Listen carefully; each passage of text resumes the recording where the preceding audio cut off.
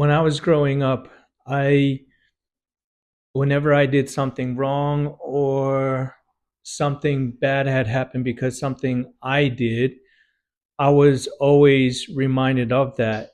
I was told either by parents or teachers or people that were looking after me or had authority over me that it was my fault, that the things that I had done had caused me to get into this situation or create the consequence that I received, and that it was because of me that that happened. Now, that's not always easy to hear, that you're the reason that you're in a situation that you're in, especially if you're worse off than you were before you had made those decisions. That's really kind of a hard pill to swallow, but that's how we learned when we were growing up, to take accountability. And I never thought that we'd ever get to a stage where victimhood would, instead of being frowned on, be celebrated. My name is Lisiate Tonga. Welcome to another episode of Tips from My Garage. I just wanted to talk about how, well, I guess not talk about, but question what happened and how did victimhood go from something that was socially unacceptable to now being celebrated. That if you are a part of a victim group, that you are somehow elevated over others, that there is some sort of like a hierarchy, like a totem pole, if you will, of victimhood. So today, society says to you that it's not you, that you're not the problem, that it is your skin color, that it's your race, that it's your job, that is the system, it's the government, it's rich people, it's your circumstances, it's your sexual orientation. It's not you. It's all of these other things are the reasons for why you are a victim. And if you are in one of these categories, you are ranked in a totem pole. And the higher you are up on your totem pole, the more celebrated it is, which I don't quite understand what it is. But what I do know is that it is music to your carnal mind. And if you don't know what your carnal mind is, it's your natural tendencies. It's the side of you that loves laziness, that's sensual, that's selfish, that's overindulging, that's gluttonous. This is the side of you that likes pleasure, that will pick instant gratification. That's the carnal mind. And whenever your carnal mind hears something that says, okay, you don't actually have to do anything, but you're going to be celebrated, it's going to latch onto that and hold on to it for dear life, because what that helps you to do is escape the work that's required, the responsibility, the accountability that comes with having to change, to make different decisions, to course correct and redirect yourself in a better way. You can just continue on the trajectory that you're on, and you're still going to be celebrated, and you're still going to be loved. We're always constantly looking for that validation. And I think that we are getting that mixed up with happiness as well, because people might think that they are happier because they are part of this victim group, or they believe that they're oppressed, and they're elevated, they have status now, and that makes them happy because you have a consistent pandering, people who are validating, and people who are compelled to validate your victimhood or these victim groups. And as long as these people who believe that they are victims, and that they have people who continually pander to them, a system that continually panders to them, and that are compelled to do it, they're always going to have this validation, and that is not happiness. Happiness doesn't require others to reinforce your victim status in order for you to feel happy or to be happy. You might feel happy, but that's not the same thing. That feeling is actually more of a dopamine dump, because you have people that are being sympathetic to you, that are pandering to you, that are doing your plea. They're being told what to do. They're doing things for you. They're going out of their way. They're giving you more than you deserve. They're basically enabling you. If you have a society that is compelling others and has a system or a government that reinforces your victim status, it's detrimental. It's detrimental to society. It's detrimental to you. It's detrimental to our communities. And it's very bad. I just came out of a 5, 6 year job where I worked in the residential care space. And I work with kids that have been victimized. So these kids have been brought up in with trauma in their homes. They've had a lot of misfortunes. They come from families that are broken, that are riddled with drug addictions, alcohol addictions, sexual abuse. There's so many things that these kids are subjected to, that have put them in a situation where they now have to be cared for by the state. So that part, I have compassion for. I have empathy for those children because of the circumstances that they were brought up in. That isn't their problem.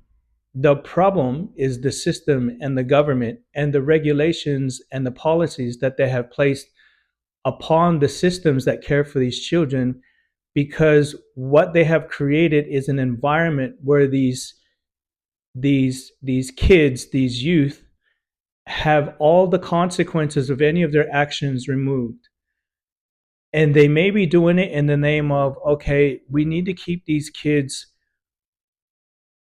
rap sheets clean, because they need to be able to be employed. They need to be able to assimilate into society, and to be able to be civil in society. They need to be able to do the things that people do on a daily basis to survive, to work, to get educated, to find homes, to have a life, to have a family, and all of these things, a career, to be able to live lawful lives, and to contribute to society in a positive way.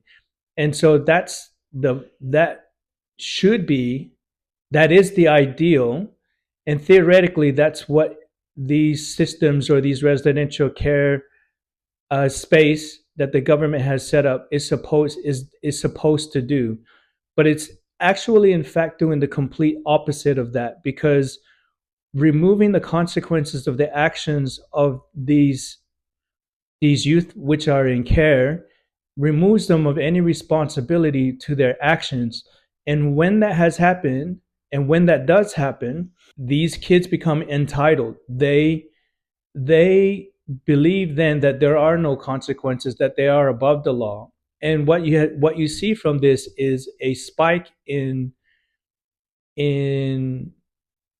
criminal behavior. And you would have seen that all over Melbourne, and it might be across all of Australia, but certainly in Melbourne, you would have seen that there has been a huge spike in the criminal activity, especially in the youth. And a lot of that is coming from the residential care sector. And that is because the system that they have set up there is failing these kids. They have enabled these kids by removing the consequences to their actions. And so what happens to them is they get a slap on the wrist and they get released and they go back into society. And these kids, they go, well, I don't actually get in trouble. All they do is put me up in a cell and then they let me go. And then I get to go to these houses where they feed me every single day. They have carers that are looking after me, are supposed to look after me 24 hours a day, which means that if I need a ride home at 3 o'clock in the morning from a party or a fight or a criminal activity that I have just committed, they have to come and get me. They have to, because they have the regulations and the rules and the policies, and their employment says that they have to cater to whatever the needs are of these kids. And these kids understand the system. They know how to manipulate the system. They know what they are awarded. They know what they are privileged to, and they'll use that to their ability to manipulate the system and to get things to go their way so that they continue the behavior that they're doing. On one side of things, it is very bad for society that this is happening because of the spike in the criminal activity and because of the knock-on effect it has on society. But the other side of that is that how can you really blame the kids for actually being in a situation like this, where they've been removed of any responsibility from their actions, and then given the resources and the protection and the security to be able to continue to do the things that they want. And then the systems, they try to provide education, they try to provide other systems to help these kids to to to become more civil, to get educated, to get employed, to become skilled, and they don't want to do it. And why would they, when they can get what they want immediately? They have been taught that instant gratification is the best way, the best form for them to survive. And they've been given everything they want at a drop of a hat at any time that they needed it. And as a result, they are not learning. They are becoming dangerous to society. They are becoming a menace to society. They are not growing. They are not being skilled. They're not learning. And that is an example of how the system is enabling the youth that are in their care. And it's such a bad job. And the thing is that they continually pour money into these systems, and they say, look, we need to get these kids off the street, we need to have more places. But the problem with that is that they don't teach the kids what they need to teach. They don't hold the kids accountable for their actions. They don't teach them self accountability. It's very sad to see. It was very dangerous to work in, because us as the workers can be physically assaulted on a daily basis. And the thing is that the department and the government incentivize it so well to the workers that it's like, well, let me work there still because the money is good. But you're going to work saying to yourself, I hope I don't get stabbed today, or I hope I don't get assaulted today. I hope I don't go to the hospital today. And when you hear about your friend or your other colleague that just got beat up, that just went to the hospital, that just got his teeth busted out or whatever, just got stabbed, it's just it's a very dangerous and it's a very sad situation. But it's a very serious one, and this is due to the system failing the children. And they have highlighted more and prioritized their victim status over accountability. And that is the biggest reason why, in my personal opinion, that the system is actually failing these kids, because they've removed responsibility. They've made these kids victims. They teach that these kids have had a lot of trauma. Yes, and as a result, so the staff are to pander to the kids, and the kids see it, they understand that they are being pandered to, that gives them more courage to be able to go out and continue to do the things that they're doing, because it's like they're being validated. So their victim status is being validated. So it's like, well, that's right. That did happen to me, and I am doing these things as a result. And it's the fault of that thing that happened to me. And so that's a very, I think that should be a discussion that needs to be more of these type of discussions for that particular sector needs to be had, because that part needs to be spoken about more, so that that can be rectified and remedied, so that the regulations and policies can change to help these kids rather than enable them. But maybe that's a subject for another day. But as long as we have others who pander to us, and a system that panders to us and reinforces our victim status, our society is going to continue to become degenerate, and and it's going in the wrong direction. If you have a large part of our population that believes that the problem isn't them and that it's something that's outside of their control, they're never going to grow up. They're never going to be able to face real life, real life challenges. They're not going to be able to become resilient, because they can't deal with adversity, because they don't believe that they have to. The only way that this is going to change is if we start changing the question from why me to what can I do to make my life better. And asking that question will change the perspective from the problem is not over there, the problem is me. And whatever the circumstance is, right? If you believe that it's you, and that it's not your skin color, it's not your sexual orientation, it's not your race, it's not your job, it's not your circumstance, it's not the government, it's not rich people. I never really understood that. How is it that rich people made you poor? Like, why can't we just let rich people be rich and just be happy for them? And it's so weird. It's like we're behaving like crabs in a bucket, like just pulling each other down. We can't be happy for somebody that's getting in front. What is that? Like, why can't we just, hey, they got rich, they, however they got rich, like whether if it's hard work or they got lucky or whatever the case may be, good for them. But how is pulling them down just to make us feel better a better thing? How does that, like, what does that make us? I'll tell you what it makes us, if that's what we're doing. If we have to pull others down to make ourselves feel good, it makes us a loser. That's what we are. Yeah, we're losers. We can't actually, we can't we can't be happy for somebody else because we're not happy with our own circumstances. Because the what that does is it forces us to look in the mirror and say to ourselves, are we doing enough?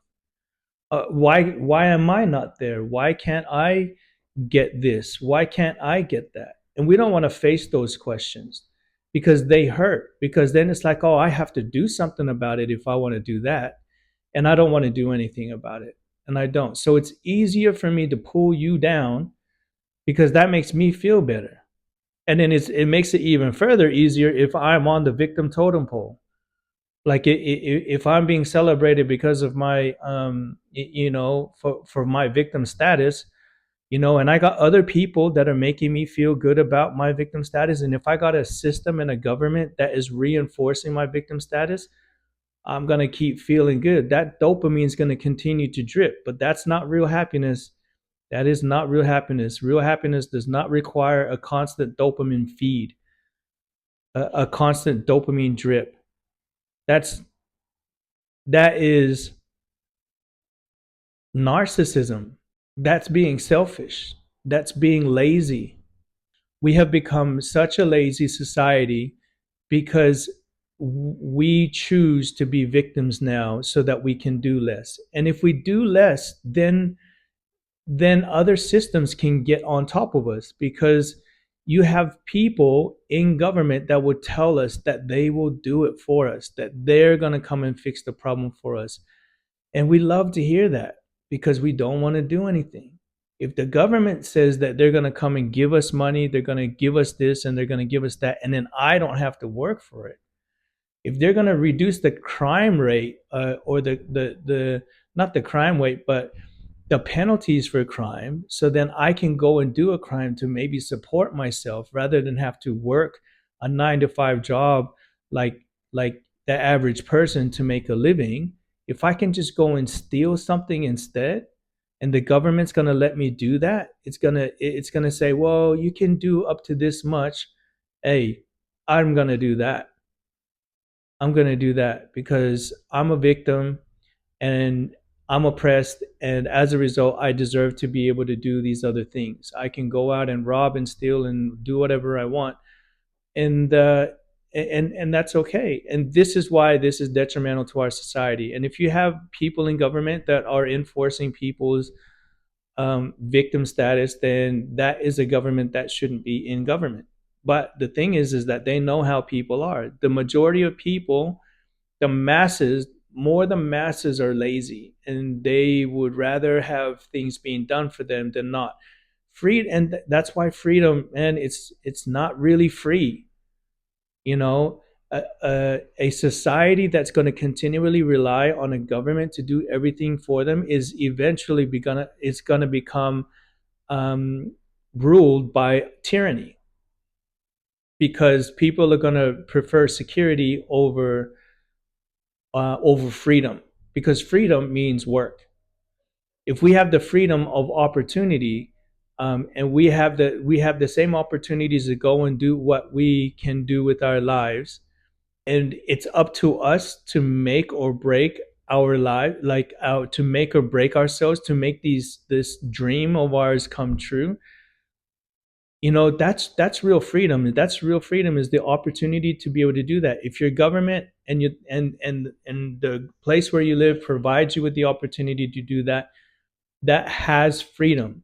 But if you have a place that's also has a government that's saying, hey, we'll do these things for you so you don't have to do them yourself, that can slowly be wound up into, with a flaxen cord, until it becomes so tight that it becomes tyrannical, and next thing you know, you've lost all your freedom. Extreme ownership is what's required today.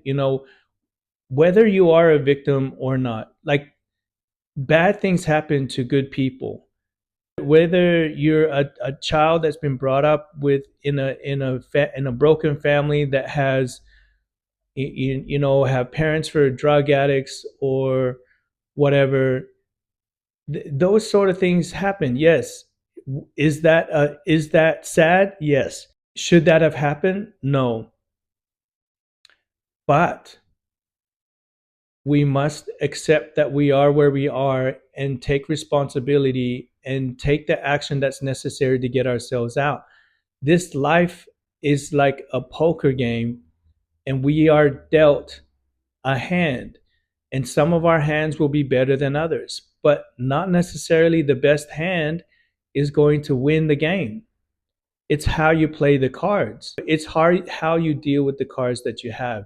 If everybody cannot be dealt the same cards, that's not a game worth playing anyways. And also, you can't deal different cards to everyone and then expect the outcome to be exactly equal for everybody.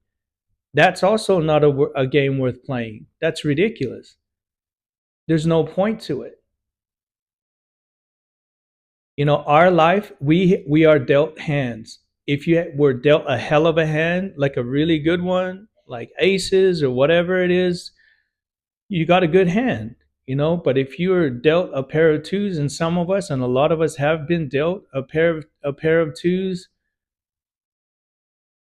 then it is what it is. But what can you how can you play your hand? What can you do to make this the best hand ever? That's what makes the game of poker so interesting. But that is also a metaphor for life. we're all dealt different hands. Have you seen? I know people. There are lots of people and lots of stories, so many stories of people that have been brought up in broken homes and made something of themselves. Had the worst kind of upbringings and became shining lights and beacons and examples for everybody. Just because you dealt a hell of a hand doesn't mean you are relegated to that life for the rest of your life because of what had happened to you. And don't let anybody tell you that that is what it is. That you cannot get out of the situation that you're at because of the thing that has happened to you, and you have no control over it. And then let everybody feel sorry for you and pander to you, and let everyone else try and do everything they can for you. That's not going to fix the situation or make it better or make you a better person. You cannot become a better person if you're allowing outside things, outside forces, other people, other systems, um, impact you in a way that you cannot do anything about it. You're giving them too much power. Nobody deserves that much power over you. You are the captain of your ship. You do what you need to do, and you fall on your own sword. And let that be the lesson, that you are in control. No matter what has happened to you, you still have a choice. You know, Viktor Frankl was in the concentration camps. The experience that he had was horrible. His family dying, the camps that he was in, the people around him dying, the circumstances it was he was in. But as bad as the circumstances that he was in when he was in those concentration camps in Germany during the Nazi rule, he said that the one thing that we have above all else that nobody can take from us is our choice. There is a window. There is a window between the thing that happened to us and the thing that's about to happen. And in that window, we have a choice.